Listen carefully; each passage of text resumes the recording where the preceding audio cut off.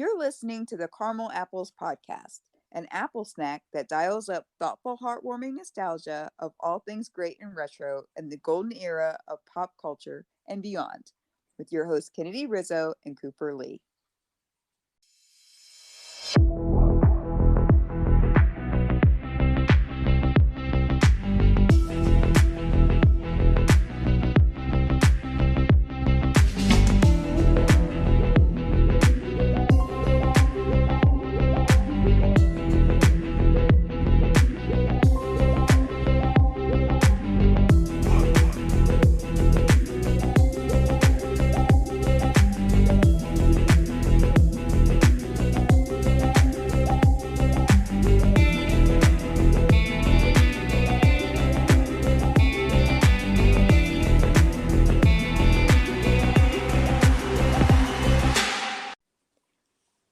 Hey, Orchard Archivers.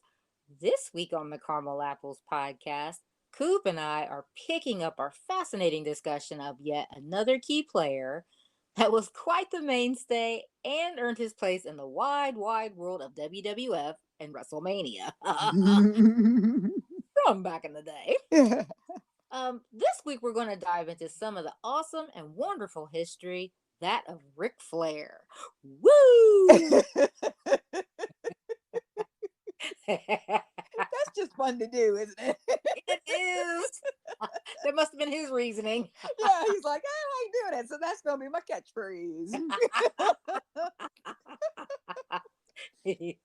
So speaking of the Woo creator, this high-charged ornery smack-talking powerhouse was one of the, as you said, key characters from some of our best and favorite 80s retro memories from the many shining moments that made up WWF.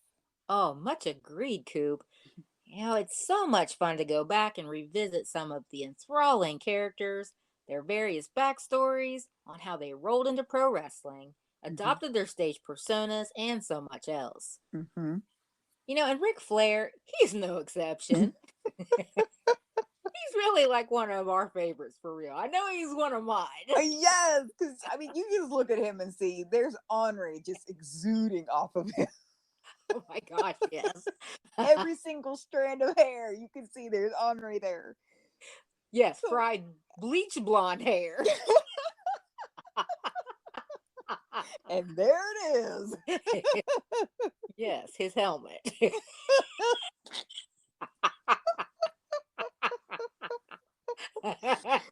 Oh, what? So, are you ready to dive back into our continuation of WWF discussion on Ric Flair?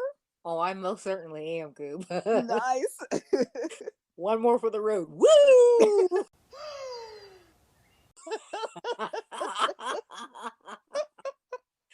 I don't know. He really is one of my all-time favorites from the WWF. Nice.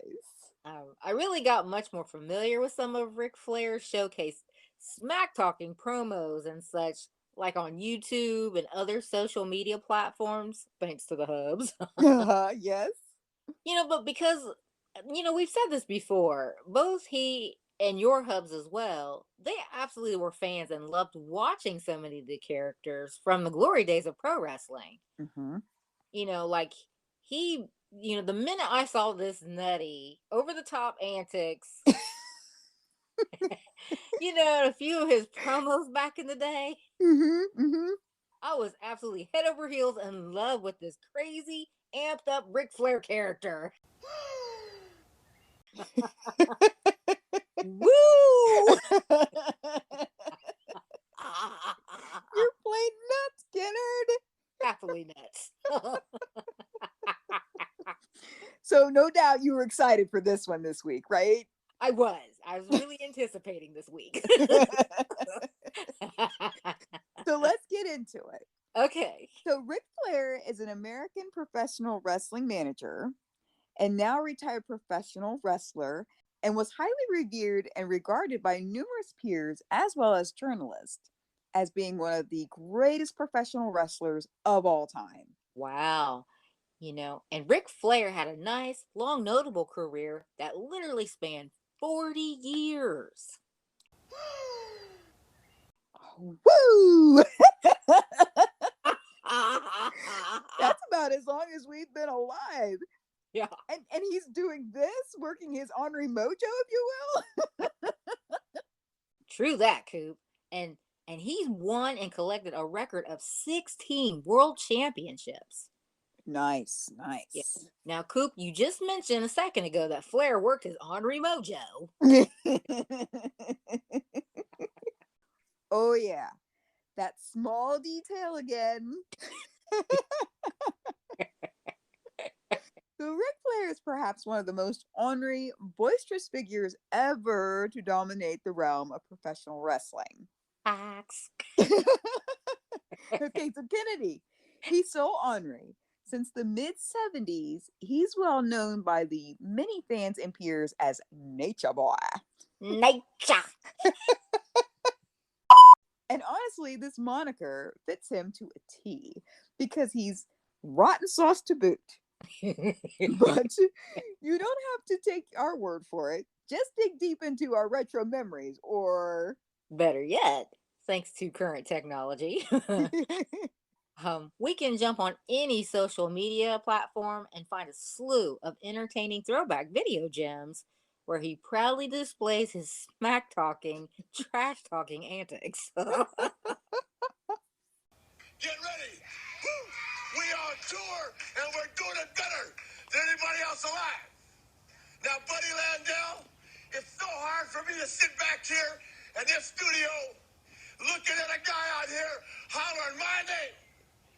When last year I spent more money on spilt liquor in bars from one side of this world to the other than you made.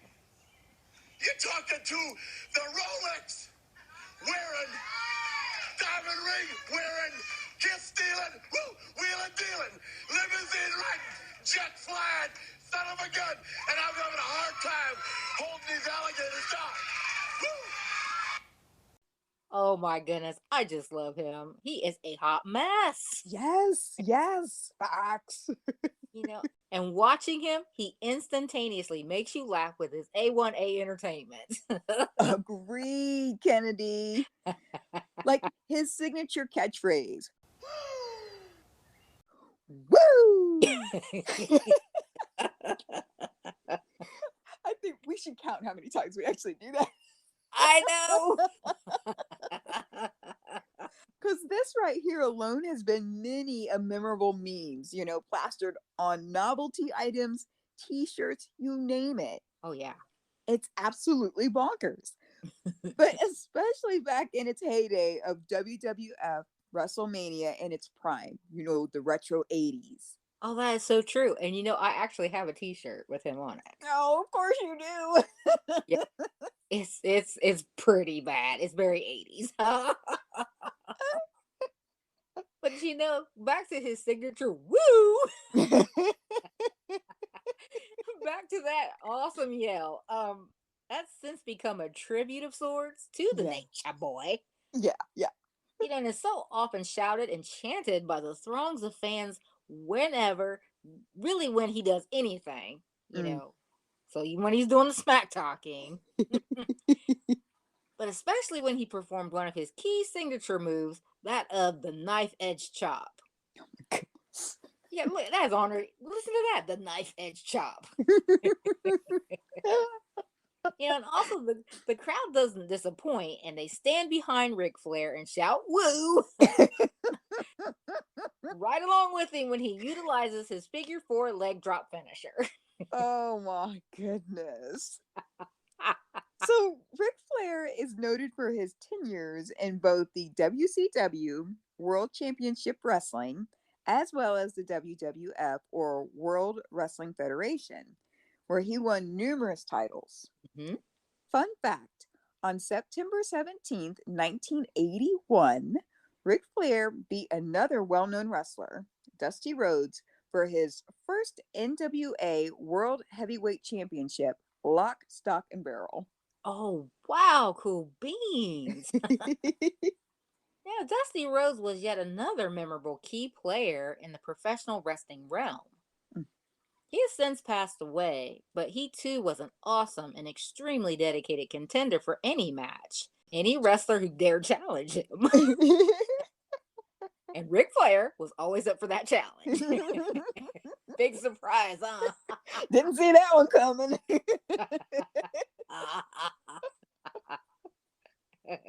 As we've said, in the following years, Ric Flair established himself as the promotion's main franchise in the WWF. Fun fact, according to the now WWE, did you know that Ric Flair was a 16-time world champion? Wow. That's some stats. Yeah, it is. Yeah. He had sorry. See, that's how enthralled you are. Right. He had 8 NWA world titles, 6 WCW world titles, and 2 WWE world titles. You know, that really is so interesting that that's what the WWE says and agrees to, what you just read off there. Mhm. But it is said that the Nature Boy, Ric Flair, actually held the gold at least 21 times opposed to the 16. Oh. Yeah, so 21 times in actuality. So that's Mhm. super impressive still. Absolutely. But the discrepancy is due to some questionable decisions and some of the record keeping on part of the WWE. Hmm. That's cool, but quite interesting all at the same time. Yeah, it is. So let's get into it some, shall we? I'm down. Okay. So Ric Flair was born Richard Morgan Flair on February 25th, 1949. He is a well-known, refreshing, obnoxious professional wrestler manager, as well as a professional wrestler performing under the moniker The Nature Boy. Nature. Ric Flair's in-ring career spanned almost 40 years. That is simply crazy. It is. So Ric Flair, the Nature Boy, signed with the WWF in August of 1991. So a little later than some of the other wrestlers we had talked about in past weeks. Yes, yes. But you know, this was still in its prime heyday, so you know, we'll take it. Mm-hmm. And he began appearing on TV with a big belt, calling himself the real world champion. So managed and led by his financial advisor, Bobby the Brain Heenan, aka Boobsy. Terrible. And I'll say something about him in a second, but okay. And then his executive consultant, Mr. Perfect, Ric Flair repeatedly issued challenges to WWF wrestlers like Roddy Piper and Hulk Hogan. Mm. Yeah, wrestling a team led by Roddy Piper and Survivor Series in November 1991, and helping The Undertaker defeat Hulk Hogan for the WWF Championship that same night. Oh. Ric Flair is the first two-timer WWE Hall of Famer who widely considered as the greatest professional wrestler of all time. So he's definitely one of ours, isn't he, Cube? Oh, absolutely. You know, and as Flair would say, to be the man, you gotta beat the man. He's nuts, I'm telling you. And I know we don't have a lot of time because, you know, it's not about him, but Bobby the Brain Heenan, I was going to say something about it a second ago. Yes. He has the same bleached blonde helmet. Oh, my. There was this segment that he was on during the week, and I'd seen clips on social media with it. He's funny. Like, he says things, and they step on each other's toes, and he's trying to explain himself and promote himself and his people, and he gets cut down all the time. And he just looks like he's about to bust out, either punching somebody or crying. Especially with Piper, which we'll get into Boobsy again with Piper. But man, Bobby the Brain Heenan, he's pretty entertaining too. I can sit there and watch that mess for hours. That is great stuff. So You just have to be some sort of personality for this, right? I mean, not everybody can pull this off. No. So the shortcut is if they come out of glowing eggs, that might be a pro wrestler one day. Steer clear of those glowing eggs.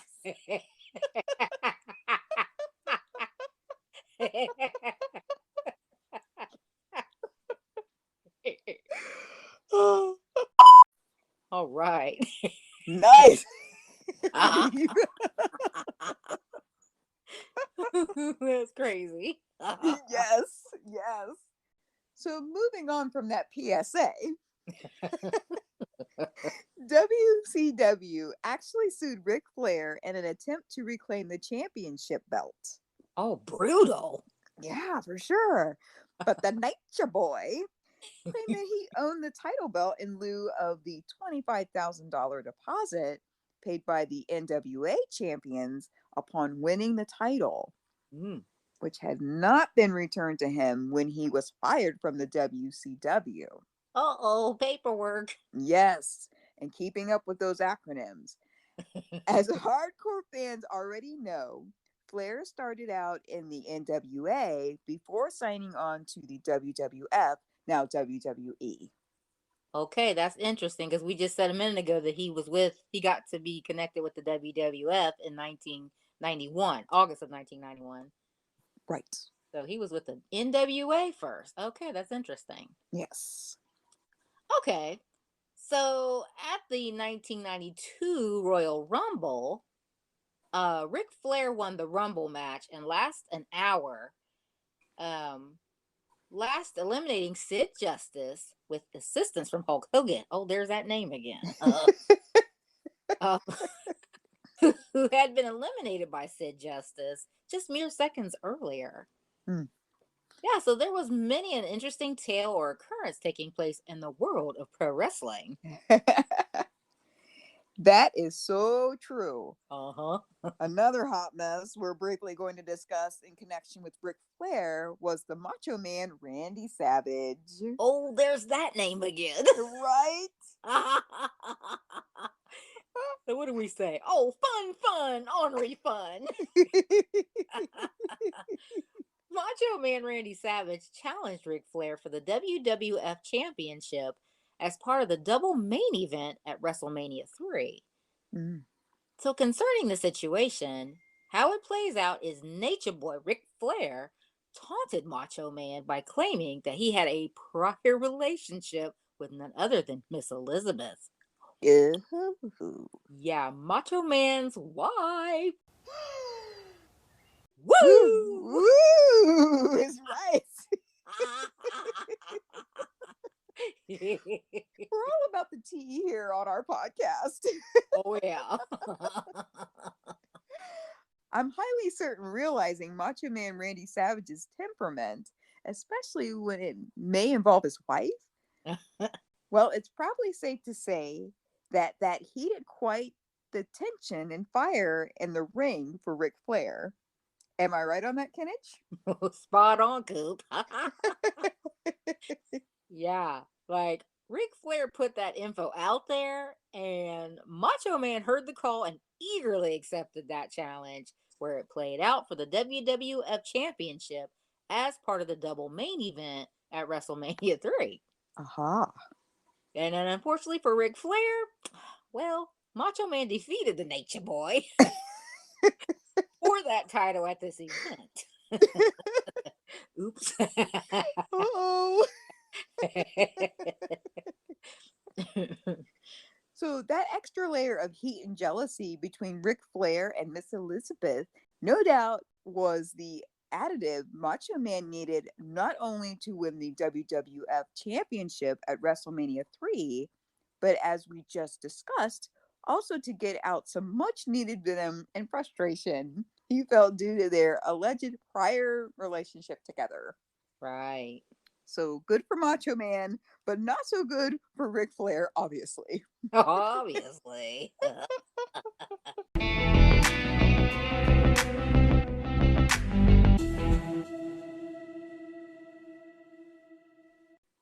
That is so interesting. Mm-hmm. Yes, it is.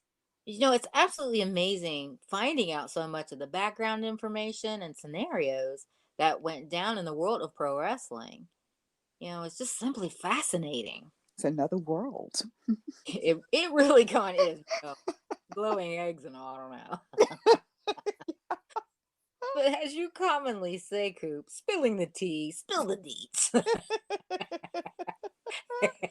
Spill the deets. We learned so much. Yes, we do, thankfully. We do. So many of our retro topics for discussion are, that much more exciting, because of the deets, as you say. Absolutely. So Ric Flair was often popular and easily recognized with the crowd due to his in-ring antics or mojo, if you will, Yes, yes. And some of these antics included plenty of rule breaking, like lots and lots. which easily earned him the distinction as being coined as the dirtiest player in the game. Oh, bad nature boy. Yes, the bad nature. He would strut his stuff in fancy shiny robes and boas, Oh my. pointing that finger of contempt in just about everyone's face. Yes. Who dare stand before him, as well as shouting his ever famous catchphrase that's 100% synonymous with Flair. His ever famous "Woo!" Woo! Sometimes when he was real good and fired up, he'd shoot off multiple woos at his opponents. Yeah, like shotgun. Yeah, so they probably took off running because they're like, "Uh-oh, we're getting them in a whole bunch of like you said, like bullets coming at me. I better get out of here. Totally. He's ready for me." Woo! I dress myself in cashmere. Woo! Woo!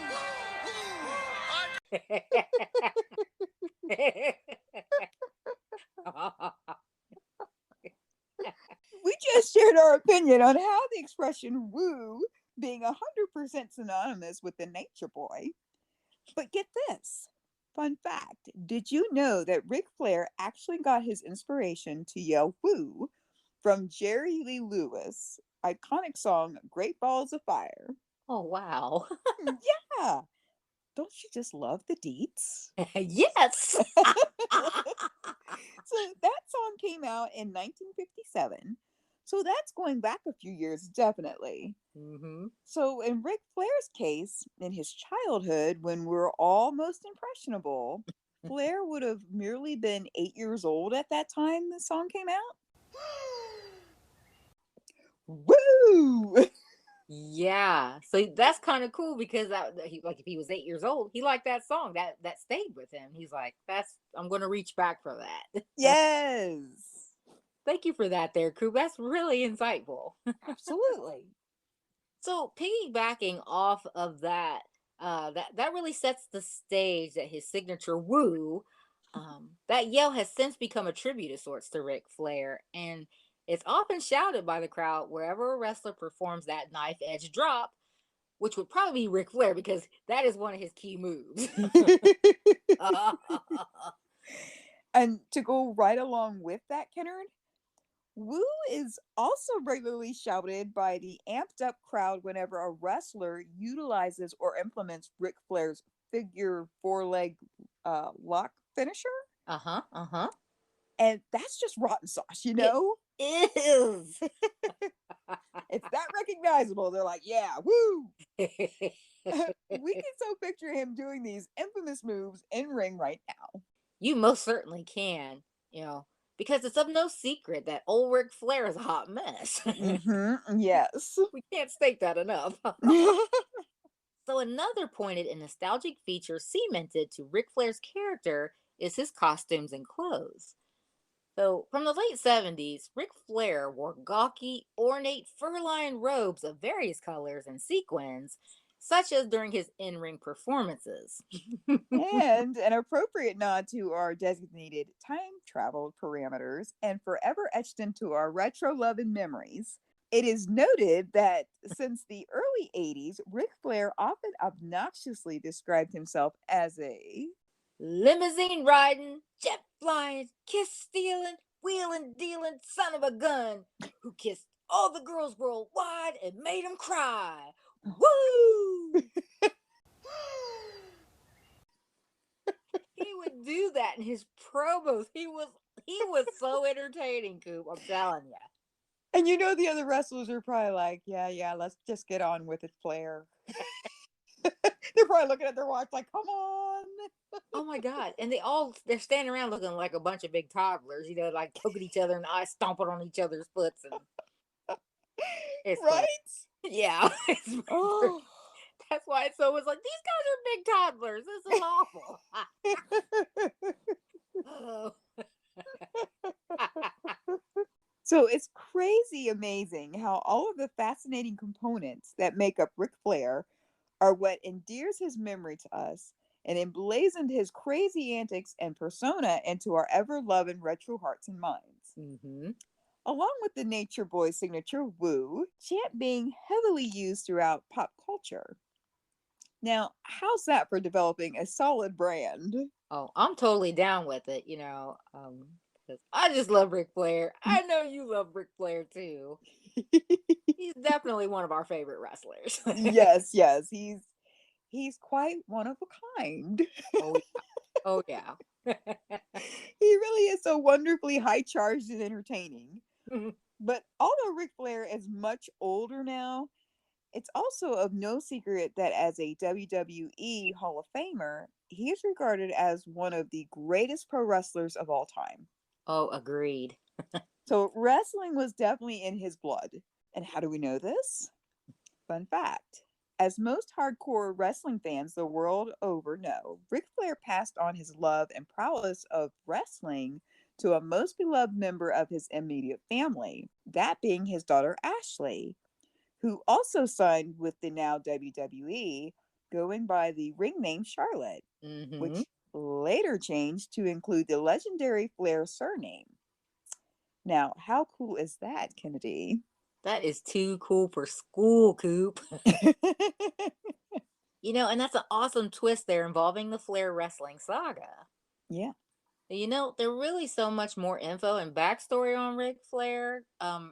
As usual, we could really go on and on endlessly about him. Mm-hmm, mm-hmm. After all, he had a most storied career and started clear back in the 70s. You know, that's what he regularly brought to the ring. That was the key component in the growth that he extended in pro wrestling worldwide. Okay. So the $1 million question is whether Ric Flair is still involved with wrestling, right? Yeah, well, he still is involved here and there. Of course. So he'll make, much anticipated appearances and interviews on, about the good old days and his love of wrestling. Mm. Um, I have seen some of those. He looks a lot different now. Time has taken its toll, but he's still a live wire. He's even shown up a time or two at some of the WWE's platform and in-ring matches of his daughter Charlotte Flair. Ah, But sadly, Ric Flair retired from wrestling in 2011 when he went toe to toe with another wrestling icon, Sting. And that happened in the TNA, or the Total Nonstop Action. oh, okay. Yeah, so TNA is a wrestling promotion company based in Nashville, Tennessee, and it was founded in 2002. That's right. Ric Flair and Sting had history together as Sting became a household name in his own right after his match with Ric Flair earlier on in his career with NWA. Mm-hmm. Fun fact, the two wrestling icons continued their rivalry in WCW and had the final match in WCW history. Explosive WCW Nitro. Hi. Hello. Before going to TNA, Nature Boy was part of the WWE and played out one of the most iconic WrestleMania matches ever. And that was when he faced Shawn Michaels at WrestleMania 24. Mhm. Wow. Look how many they've been doing. We're in the 30s now. I think it's like 38 or 39 this past spring. Right? Yeah, so it's a hit. People love this stuff. Wow. So this was in essence Ric Flair's final match in WWE, honoring the stipulation that he had to retire from in-ring action if he was indeed defeated by the Heartbreak Kid. And we know what happens next. Yes. Sadly, Ric Flair lost, Yeah. but was given an awesome farewell by some of the most notable WWE superstars, as well as right alongside the hardcore loyal fans. The two-time WWE Hall of Famer has since lamented in recent years that he regretted leaving WWE in 2009 and stated that it is very hard to work anywhere else after being connected to the WWE. So, as we stated just a minute ago, Ric Flair joined TNA and continued to wrestle. He had that initial passion for it still, but was facing other issues too, which basically left him no choice, such as financial difficulties and such. Mm-hmm, mm-hmm. A tale as old as time, although he was grateful for his part and share in TNA, it was a tough road to hoe and trying to resist not comparing TNA to WWE. Yeah. And that's understandable. Mm-hmm. It is. But Kennedy, since that's where his heart is and ours too, so, we're just right there with him on that fond sentiment. Well said, Coop. I agree with that. So again, there's much more to say on the iconic Ric Flair, the Nature Boy. But we're almost out of time for our Apple snack this week. So one more thing for the Orchard Archivers. So do you guys remember when the Nature Boy and his entourage guest starred on Baywatch back in the 90s? Like, oh my gosh, it was hilarious and distinctly displayed the look, feel, and essence of the WWE at that time. But only they were hanging out at the beach.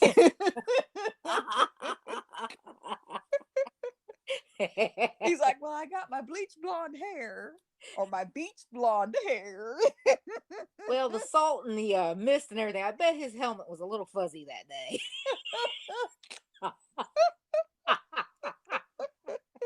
It happens to the best of us.